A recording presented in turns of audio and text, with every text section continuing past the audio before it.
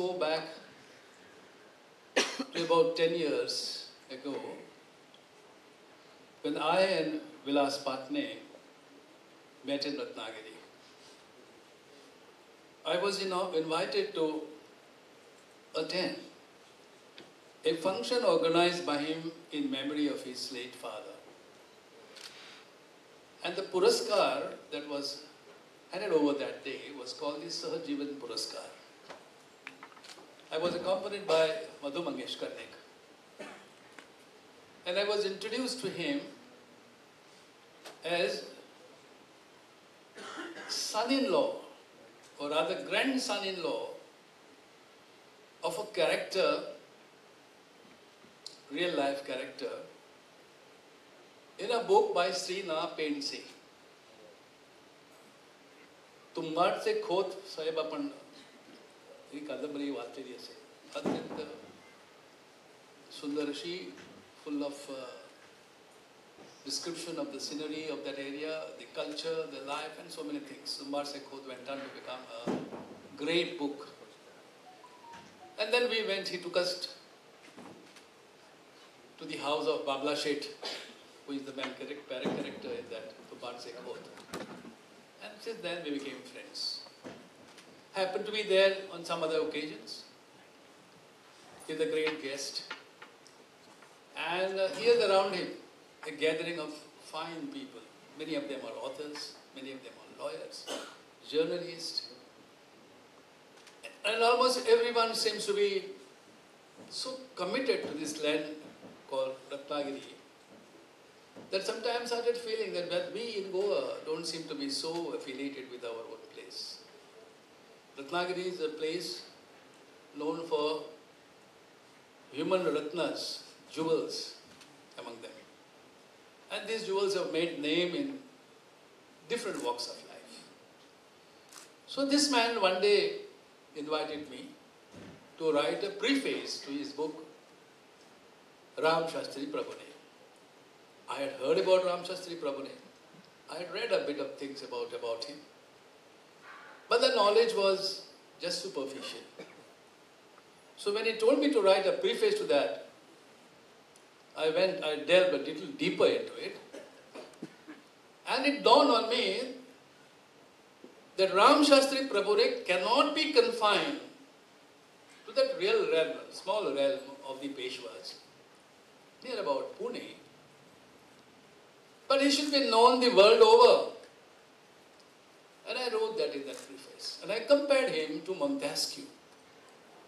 Montesquieu was a philosopher during the times, those tumultuous times in the European history, when Louis XIV was ruling there. And Louis XIV was a man who usurped, rather that was the fashion perhaps, the system perhaps in those days, he usurped the entire power. I mean, he called himself, if accosted any time, he would say, "Lata se moi. I am the state, I am the law." That was the position in those days, so nobody could ever contest. Whatever judgment he gave, whatever sentence he imposed, had to be implemented. No appeal, no question whether people had right to defend themselves or not was not a question at all. So under that circumstances, one of his philosophers wrote a book called The Spirit of Law, L'Esprit de Loi in French. And in that he advocated that the powers of justice and the powers of administration should not rest in one single person. There is to be separation of powers. And that book became a rage. Of course, Louis XIV, Louis XIV could not accept that philosophy. The clergy would not accept it. And then the inevitable had to happen. He had to go away. But then those principles became embodied in the modern constitutions. America accepted it. European countries accepted those principles. And our constitution, as we all know, strongly believes in these principles of separation of powers. So we have the government on one side, we have the legislature, and we have the judiciary. And we all look up to the judiciary whenever we feel threatened by the actions of the government. whenever feel that we are not getting proper justice, we approach the courts. And by and large, the Indian judiciary has created a niche for itself in the world history of judiciary. Our judges are exemplary judges. The judgments they have given out today guide the destinies of the countries wherever democracy is worshipped. Of course, as in every other way, there are a few examples, few exceptions. Some of our governments sometimes consider themselves as modern day avatars of Louis XIV. And you know, when that happens, it gives rise to conflicts. Sometimes they do feel threatened that what may happen to our democracy, what may happen to our country. But we cannot be pessimists. I'm an optimist to the core, and I always believe that no matter what our executives may do, no matter what, a few exceptions could be there in the judiciary, no matter what some of our own people start thinking that democracy is not meant for India, and so on and so forth. But the core belief remains, and that core belief is that this is a country where democracy is the bedrock of our society, and this democracy has to be sustained at any cost, under any circumstances, no matter who is there at the helm of affairs and how he behaves at that particular position. So we have illustrious judges. So I thought that whatever my friend Advocate Patne has written must be written in English so that the people at learn. I said, Mr. Patne, you write in English. And he's a smart man, a lawyer, you know how the good lawyers are.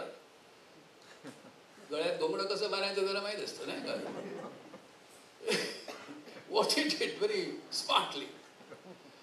So he said, my friend Mr. Galab has said this, etc. compared Ramshastry, Prabhune to Montesquieu and other things. I request him to prepare English version of his book so that everybody reads it. And then he started pestering me. He started pestering me so much that finally I had no other option. And I said, okay, let me try my hand. And let me tell you, so many things you have heard about me. There are a few good things and some bad things are there. But then I like to read and I like to appreciate good things. So I said, there must be some version of this book, but I didn't know whether whatever I have written is good enough and whether you people will like it or not. But then an attempt has been made, and I am sure as time goes on, perhaps there may be somebody else who may delve further into the lives of both Montesquieu as well as Ramshastry Prabhune. Remember the days Ramshastry was a judge in the court of Peshwa, and Peshwas in certain aspects were no better than Louis XIV. Raghova Dada, Kaka Mala Vatsva, no? This we have heard so many times, Kaka Mala Vatsva, poor Narayan Rao, the young Peshwa, he feels threatened, the guards come chasing him, poor fellow clings to the feet of his uncle, Raghova Dada, and begs for his life. But then he is pulled away from there and mercilessly killed. Now, such a person who is guilty of murder, remember, go back to those times. Such a person who is guilty of murder is tried before Ramshastry. Ramshastry affords him all the opportunity to defend himself, and ultimately holds him guilty of murder of his own nephew. And this Raghava Dada, you know, those days, of course, the types of punishment were different. They were based on caste. If you were a low caste, you would be cut into 1,000 pieces. If you are a little middle caste, probably you would lose a limb or two.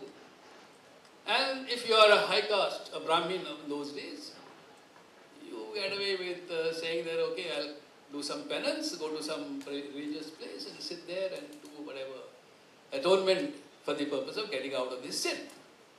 So Raghava Dada comes and asks him, what is the punishment? And in spite of this tradition there, this judge confronts him straight away and tells him, Death is the only sentence available to you.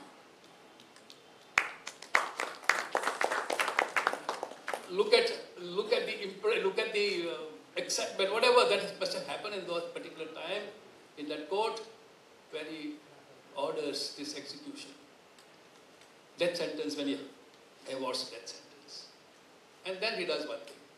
Raghavadhan, after doing that, he quits. He gives up his judgeship and goes into wilderness, so to say. And later, when he's recalled, a lot of political changes, which you can read in the book and all that, he's recalled, he puts a condition. He says, I'll come back only if you, the top-notch bureaucrats and officers of the court, give me a written undertaking that you shall not interfere in the process of justice. And they give that in writing. It is that photograph is published here of the original in this book, where they undertake not to interfere in his judicial process in any way whatsoever. So that is the way, the history that was created, and it is there, just a part of it, a few glimpses of it available in this book called Ramshastry. Coming back, we had emergency days, where judges were, some of the senior judges were sidelined, and all that historical aspect you all know. Now and then people also say that certain judges should have given this judgment in this way or the other way.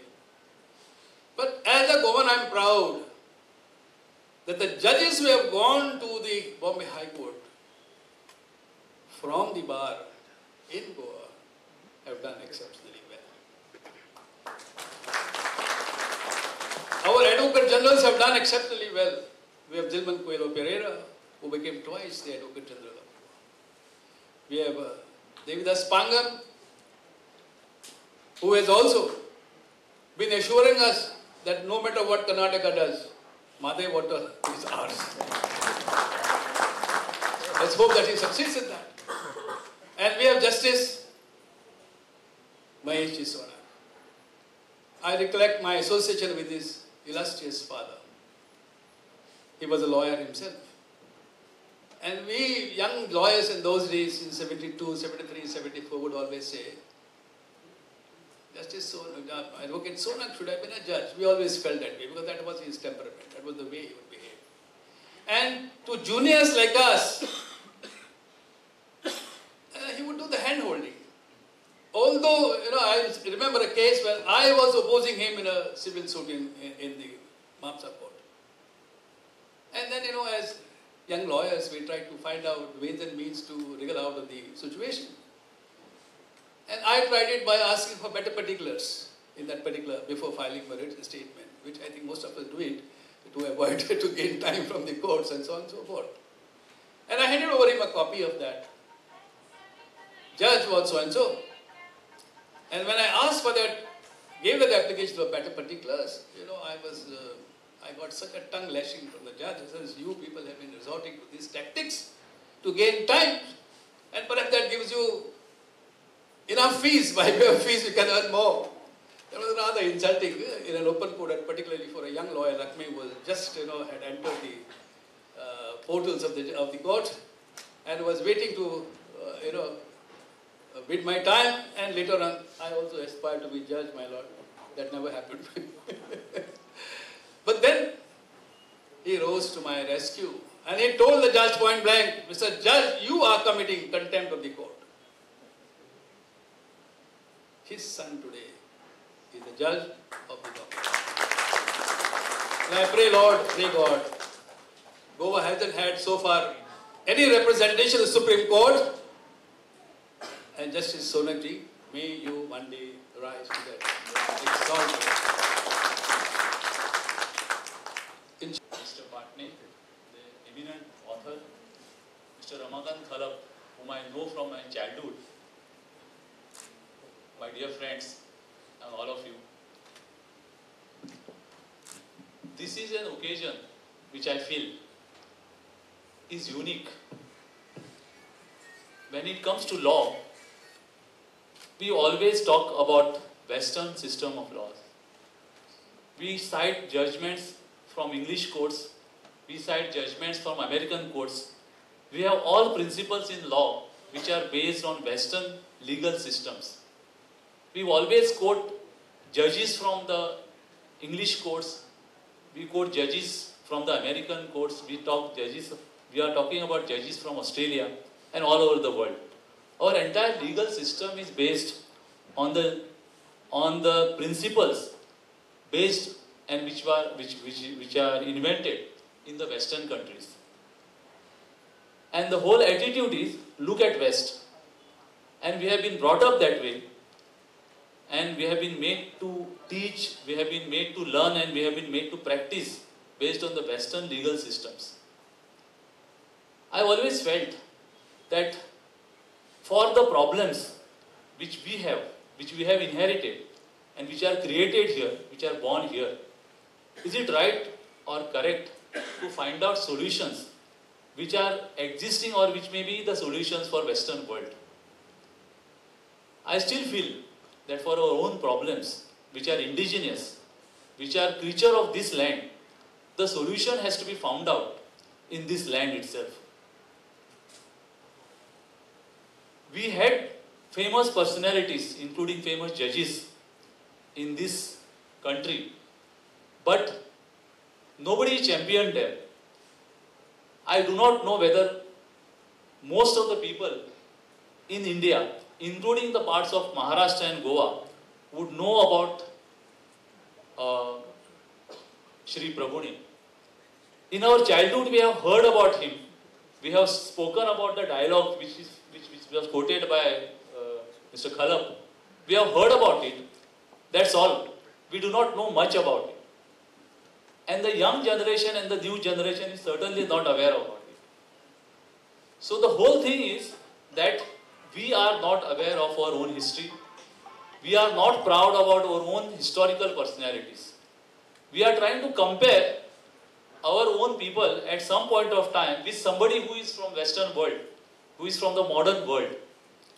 When we have our own heroes, I think the publication of this book and this function is the right direction to tell the people of India and local people that we do have our own heroes. We have to appreciate, we have to find solutions. We have the people, examples and caliber of that level which can be matched with the world's level. That has to be highlighted. I think this function and publication of this book, especially a book on Ramshastry Prabhune, is a welcome thing. We have to all appreciate it, and I must say thank you to Mr. Patne and Mr. Khalab for publishing these books, because this is going to be, in my view, it is going to be a big step. People will now come forward and point out that we have historical heroes whom we can follow, their ideas, their ethos we can implement, and we can really go forward. Friends, all of you know now that India is marching into a developed country. We have now become the 5th largest economy of the world. It is expected that in 2047, we are going to be a developed country. The thing is that if you want to become a developed country, if you want to lead the world, if you want to become an excellent country, you have to have your own solutions. You have to have your own institutions. You have to have your institutions based on the local conditions, local requirements, and local ideas. This book, in my view, would inspire people, especially from India and more particularly Maharashtra and Goa, to feel that we are not lagging in any manner. Our people, our own people are and have achieved the highest standards of excellence in any field. And this is, in my view, is the greatest contribution by this book. Congratulations to Mr. Patne and to Mr. Khalab for having us this book. Thank you very much. Thanks, sir. Mr. Khalab was an able minister in the Bandolkar government and became the president of the Maharashtravari Goanvarta party, and again he became the deputy chief minister of the state, and subsequently after getting elected as a member of parliament, became the law minister of the country. And as his contemporary as I am, I still miss his presence in court, which was always felt by his ability into putting forth his case.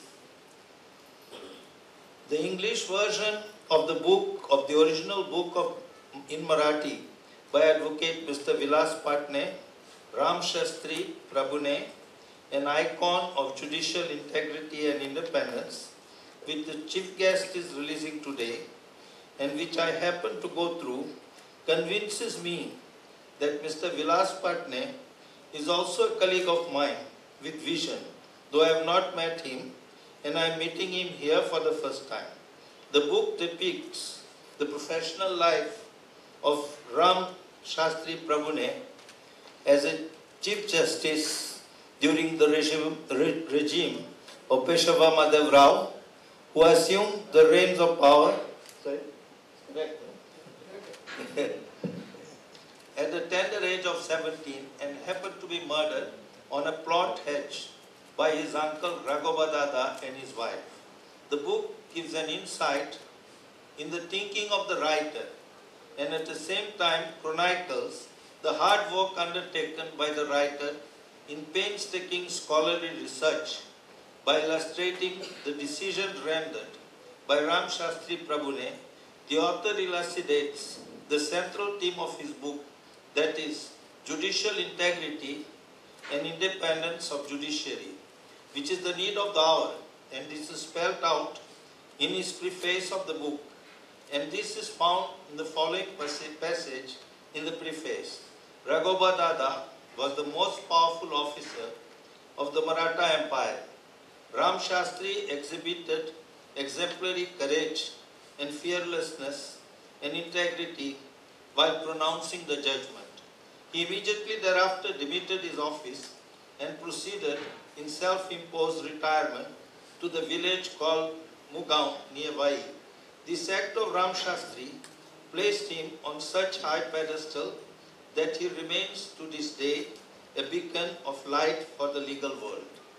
Mr. Kalap, in his foreword, refers to Montesquieu, the propounder of theory of separation of powers. In the context of what the judiciary is faced with today, Mr. Justice S.S. Dhawan, in his book Indian Judicial System, a historical survey, outlines judicial system prevalent in ancient India.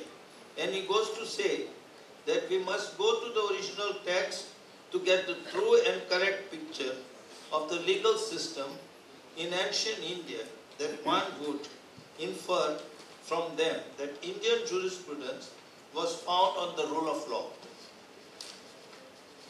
that the king himself was subject to the law, that the arbitrary use of power was unknown to Indian political theory and jurisprudence, and the king's rights to govern was subject to the fulfillment of duties, the breach of which resulted in forfeiture of kingship, that the judges were independent and subject only to the law, that ancient India has the highest standard of any nature of antiquity as regards the ability, learning, integrity, partiality, and independence of the judiciary. The Indian judiciary considered the hierarchy of judges with the court of the Chief Justice Prat Vivaka at the top, each high court being invested with the power to review the decisions of the court below. The disputes were decided essentially in accordance with the principles of natural justice, which governs the judicial process in the modern state today, that being the position which existed and for one finds support in the well-documented book of Advocate Patne. One doesn't understand why there should be a fear in the mind of citizens today that there will be departure from the rule of law, which always existed in the country, which is historically proved till date to continue to make India a country where rule of law shall prevail. This book, the book which is released today by depicting the life of Ramshastry Prabhune, should be an inspiration to all of us and should be a guide to all of us, to all those who are entrusted with the trust of justice delivery system, to take a leaf out of the book and be heartened by it. We have amongst us Mr. Justice Sonak, who is following Ramshastry Prabhune. Thank you. There is a famous inscription in Sanskrit, Yato Dharmas Tato Jaya, which means, whence justice or dharma, thence victory. This is also the tagline of our judiciary. We are all now eager to hear the man who heads the apex judicial institution of the state, the High Court. It is my honor to invite Justice Mahesh Ji Sonak to address the gathering.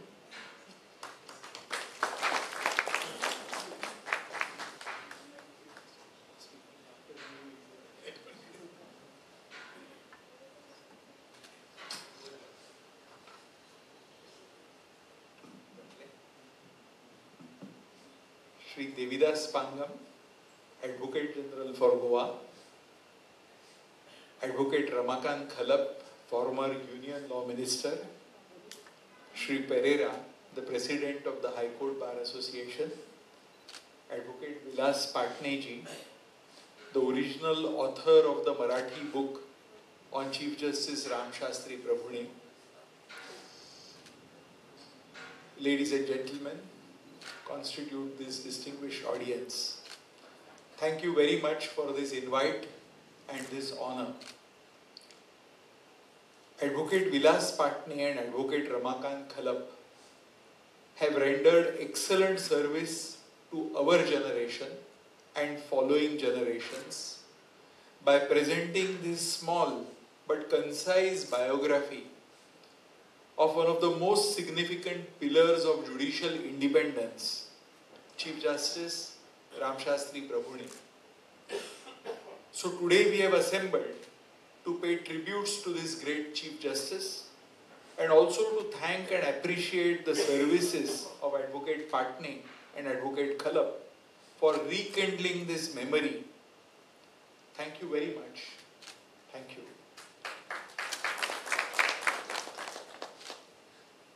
This concise biography demonstrates that Chief Justice Ramshastry Prabhune was one of the tallest icons of judicial integrity and independence. His grip over the laws of his times, his erudition, his sincerity, his zest to do justice despite all odds are a stuff of the legend that has been succinctly captured by these two authors in this concise presentation.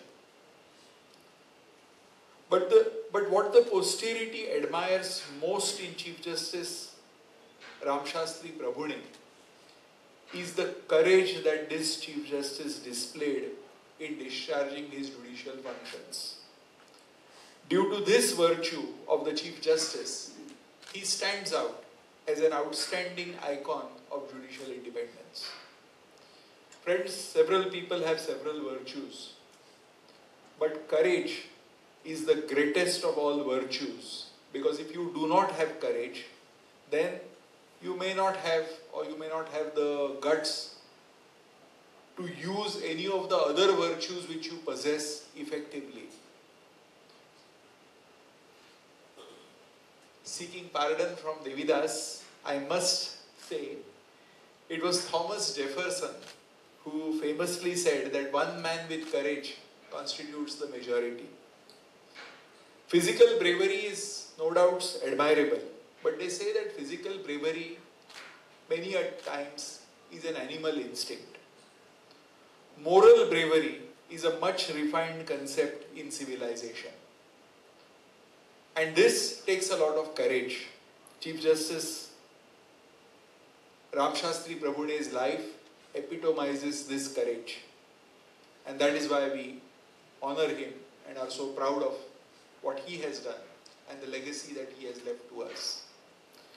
Now, as the biography shows, It is not that the Chief Justice was never afraid. On the contrary, there were several instances when this great Chief Justice feared social ostracization. There were instances when he was worried about clearing his debts and discharging his family responsibilities. He was apprehensive about the well-being, perhaps not of himself, but of his family members who were dependent upon him. At crucial stages of his career, the Chief Justice feared threat to his own life and the safety of his family members.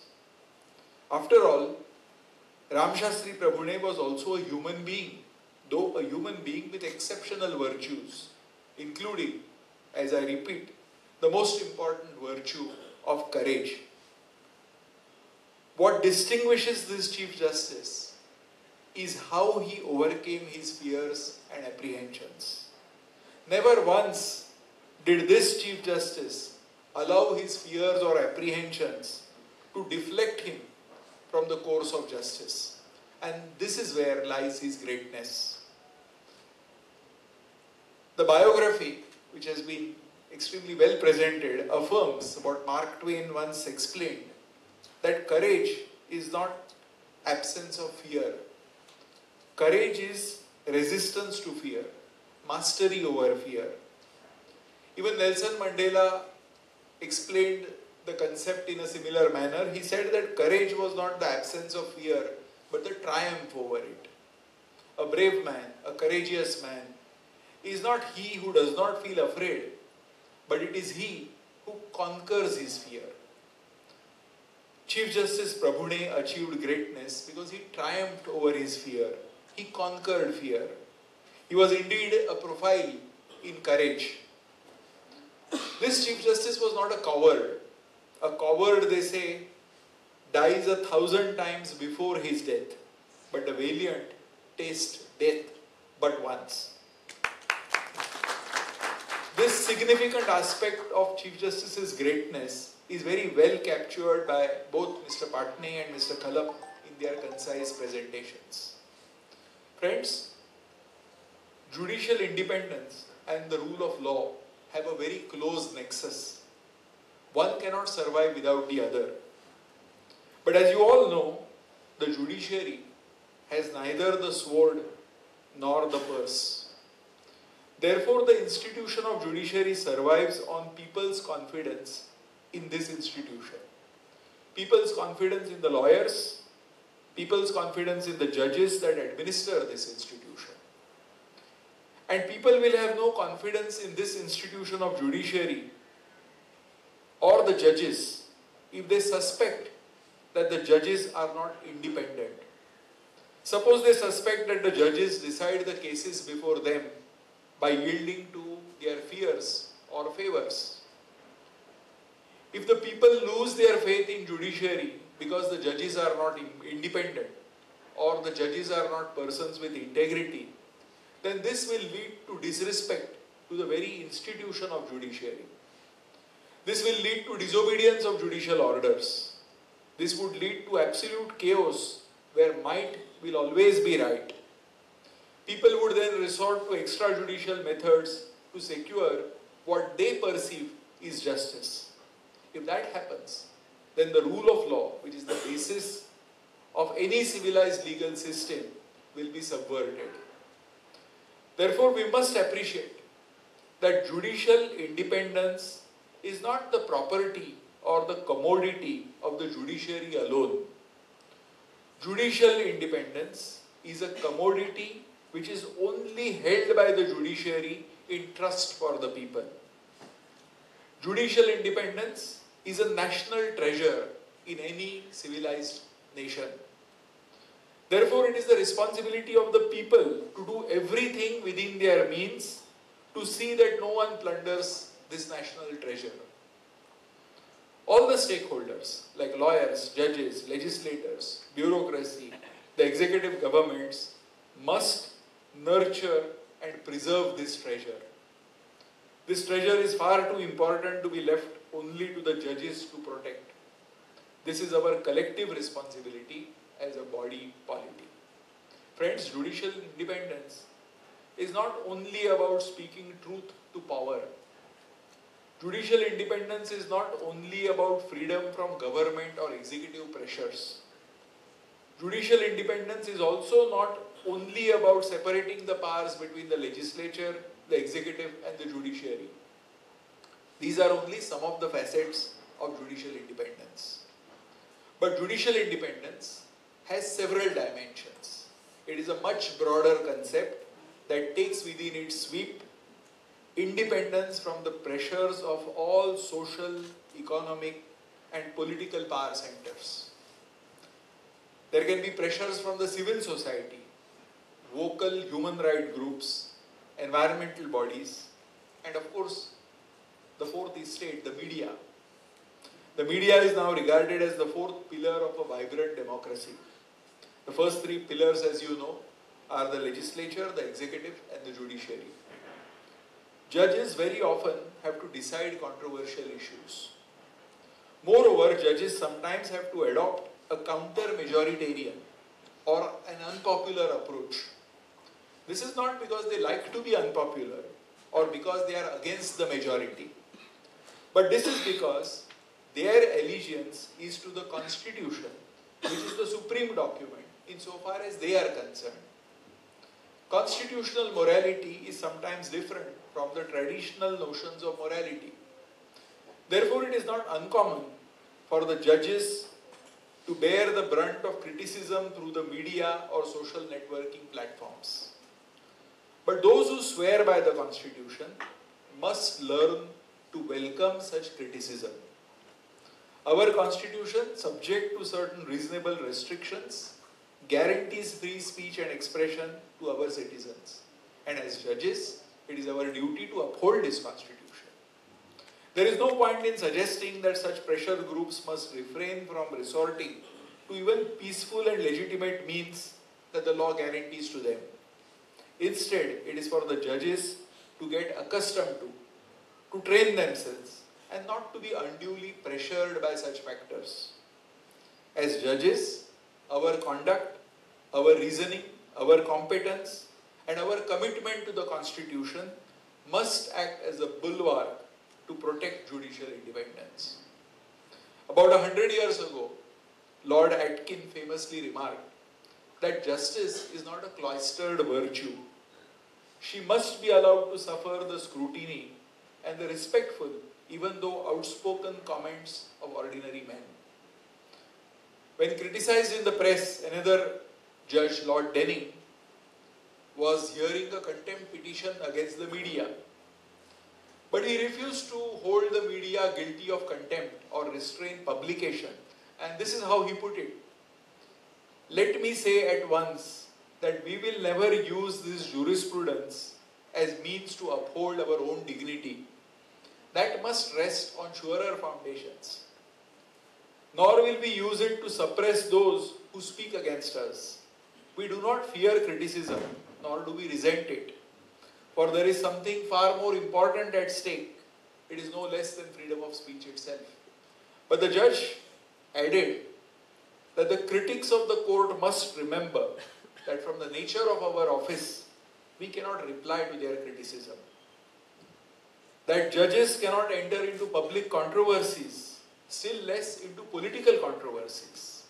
And the judges must rely on their own conduct to be their own vindication.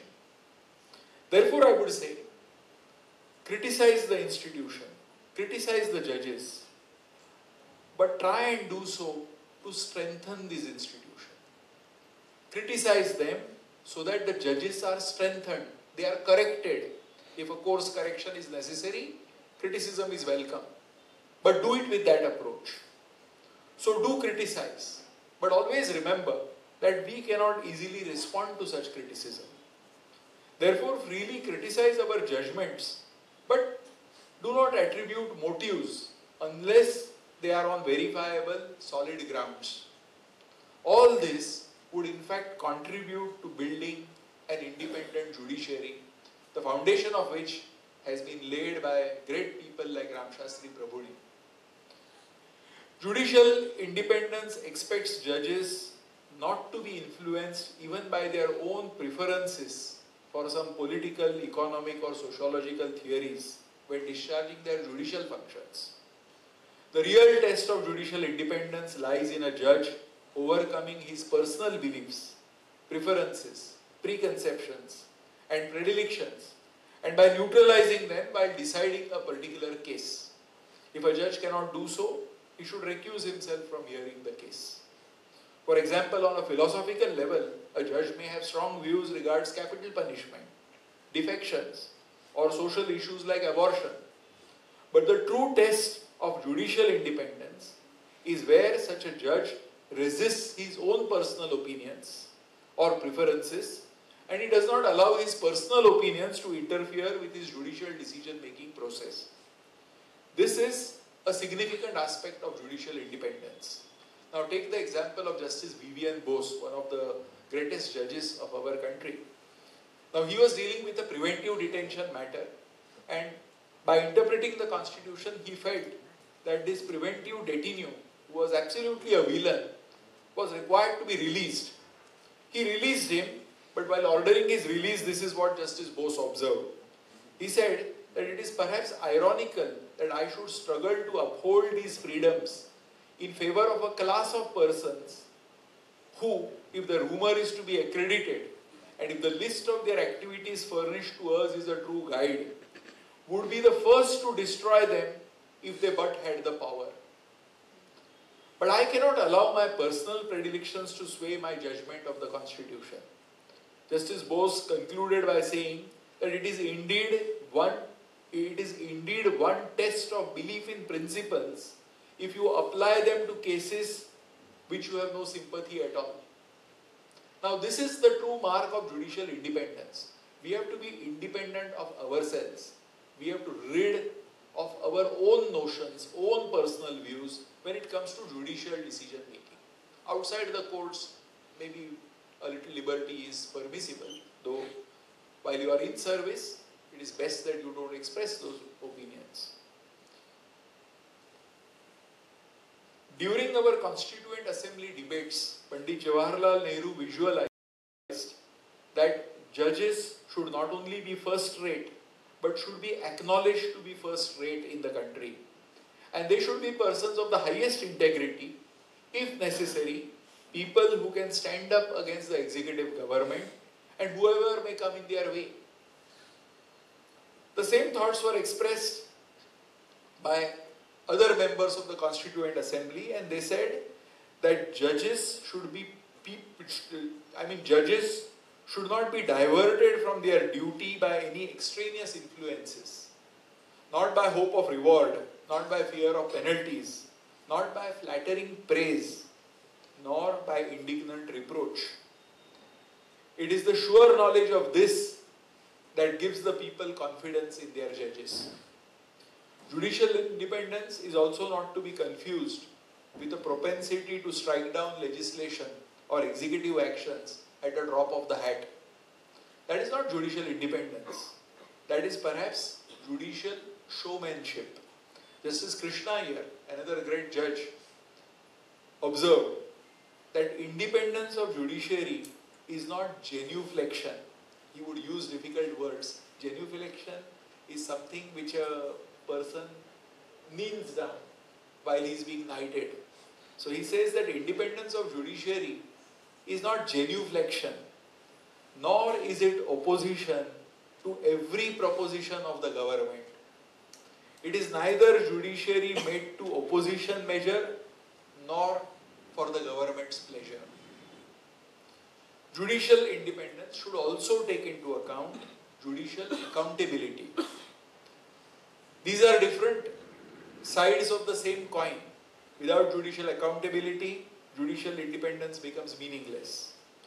Judicial independence is not achieved merely by protection granted to the judges, but rather judicial independence is achieved by the degree of judicial courage that our judges can demonstrate while discharging judicial functions. This courage enables the judges to withstand pressures and influences, even threats, and exercise true independence in their decision making. If we want a truly independent judiciary, then the judges must demonstrate courage. Our system can never insulate the judges completely from backlash or pressure, that is expecting the unexpected. Hence, judicial courage is an essential attribute, and if judges fail or falter to exercise their much wanted independence, then they fail to discharge their judicial oath of dispensing justice without fear or favor. Therefore, our judges must take inspiration from Chief Justice Ramshastry Prabhune, who dared to speak truth to power. This Chief Justice declared at that time that widow remarriage was legal regardless of threats of social ostracization. This Chief Justice ruled with the Kayastha Prabhus, irrespective of the majority's wishes and considerations of popularity or unpopularity of those times. And finally, regardless of the severe consequences to himself and his family, as was so brilliantly expounded by Ramakant Khalapji, this Chief Justice courageously declared that there was no penalty lesser than death penalty for the mighty Peshwa when the Peshwa's complicity in the murder of his nephew was established. Ramshastry quit his office after he pronounced the sentence, but not because he feared the consequences, but because he felt that he could never function under a tainted Peshwa who had no regard for the law. Chief Justice Ramshastry Prabhune had a strong mind, a great heart, and absolute integrity. He was a man whom the lust of office did not kill, a man whom the spoils of office could not buy, a man who had the honor and who would not lie, a tall man who lived above the fog of his times, in public duty and in private thinking.